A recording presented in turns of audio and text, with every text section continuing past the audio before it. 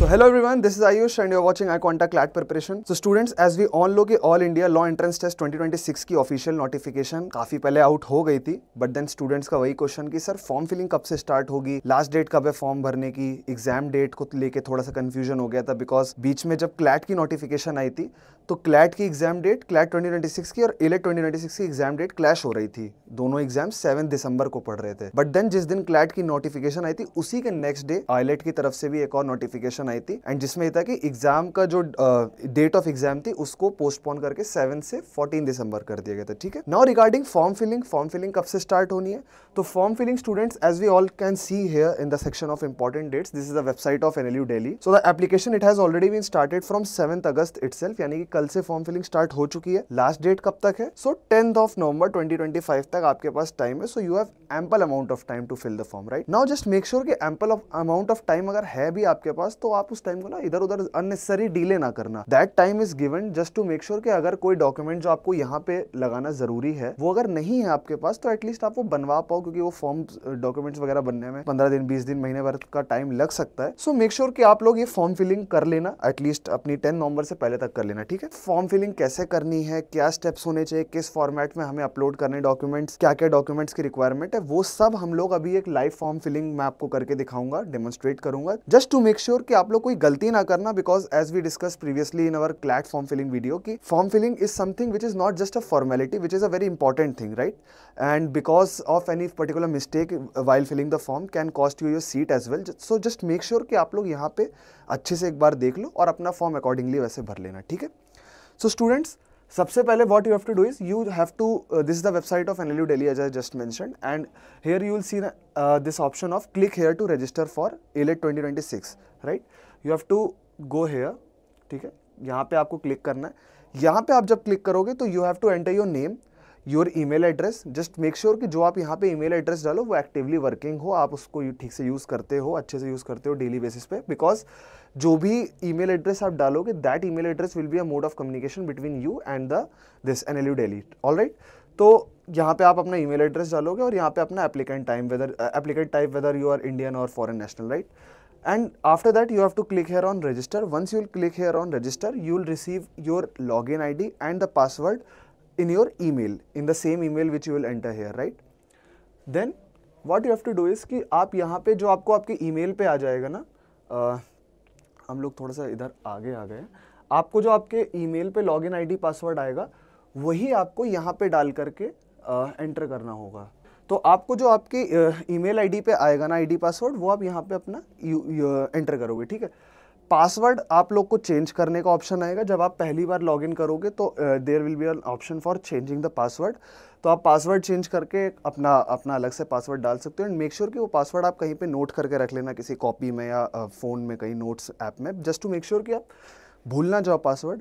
भूल भी जाओगे तो रीसेट हो सकता है, there is an option for resetting the password, but just make sure कि आप अननेसेसरी उस हैसल में ना पड़ना। ठीक है, तो आप यहाँ पे चेंज पासवर्ड के बाद फिर दोबारा से पेज आएगा, then enter the user name and the changed password which you will enter and then you have to click here on log in.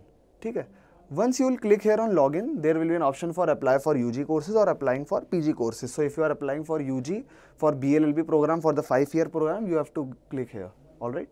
So it will ask that are you sure you are applying for this, all right?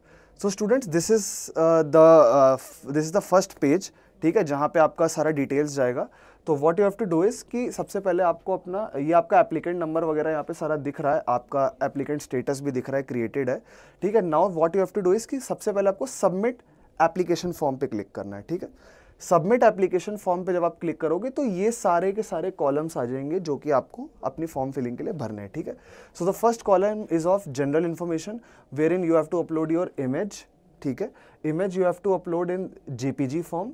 ठीक है, image आपको upload करनी है, आपको अपना sign upload करना है, तो अपना साइन आप खींचकर उसकी फ़ोटो खींच के PDF नहीं बनानी है, just click that your photo and your sign and just upload it here. ठीक है, फिर उसके बाद you have to enter your name, your religion, your category, your whether you are a PWD candidate, and then your date of birth, your nationality, your gender, your phone number, and then 3 test centres of your choice. ठीक है, आपके जो भी test centre आप देखना चाह रहे हो वो आपको यहाँ पे देख सकते हो, ठीक है। 3 सेंटर आपको अपनी चॉइस के यहाँ पे लेने होंगे। तो if you are someone who is from Delhi या दिल्ली के आसपास के हो तो आप दिल्ली, फरीदाबाद एंड ग्रेटर नोएडा या गुरुग्राम, ये सारे एरियाज आप सेलेक्ट कर सकते हो। If you are from Madhya Pradesh तो you have an option for Bhopal, ठीक है। If you are from Uttarakhand you have the option for Dehradun, तो यहाँ पे देहरादून, हल्द्वानी, ठीक है। तो यहाँ पे काफ़ी सारे ऑप्शंस हैं जो आप देख सकते हो और 3 टेस्ट सेंटर अपनी चॉइस के सेलेक्ट कर सकते हो, ठीक है। After this the next column is of contact details, so wherein you have to enter your address line 1, then you have to enter your district, pin code, address line 2, state UT, your city, your country, and then is your permanent address same as your correspondence address. See students, sometimes what happens is ki you are living with your family, you are living somewhere which is your permanent residence, but some students they move on to some certain other place or certain other city for preparation or for any other work, so their permanent address which is mentioned in the Aadhaar card and the place whichever they are whichever whatever the place they are currently living in, they might be different, ठीक है। तो if your permanent address is not same as your correspondence address, you have to select no and then you have to enter your permanent address, ठीक है। तो यहाँ पे आपका current address आ जाएगा, यहाँ पे आपका permanent address। For example, suppose I am from Haridwar, ठीक है, I am from Haridwar Uttarakhand, but right now I am living in Delhi, ठीक है, I am living in Gurgaon. तो suppose if I was filling this form, so what I would do is कि मैं मेरा current address Gurgaon वाला यहाँ डालूंगा, परमानेंट एड्रेस हरिद्वार वाला यहाँ डालूंगा। बट अगर मैं हरिद्वार में ही रह रहा होता तो मैं यहाँ पे ही हरिद्वार वाला डालकर उसको सेलेक्ट कर लेता कि is your permanent address same as your current address, तो मैं यहाँ येस कर देता, तो ये वाला कॉलम चला जाएगा, ठीक है। So this was about your contact details.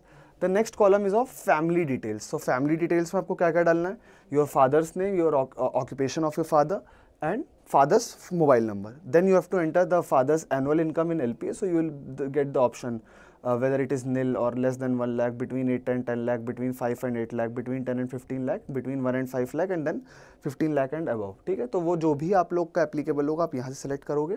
Then your father's email, your father's office address, ठीक है। ऑफिस एड्रेस मतलब आपको पूरा कंप्लीट एड्रेस डालने की जरूरत नहीं, you can just enter the area Delhi और whatever place your father's office is in, you can just enter the name as well of that place.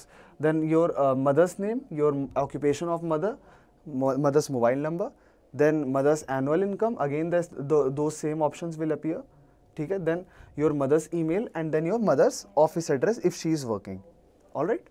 then your academic qualification, so you have to enter your class 10th details and your class 12th details, so you have to enter the name of your school and name of examination board and then your year of passing, then your grading system whether it was in CGPA or in percentage, then maximum marks and then marks obtained, right।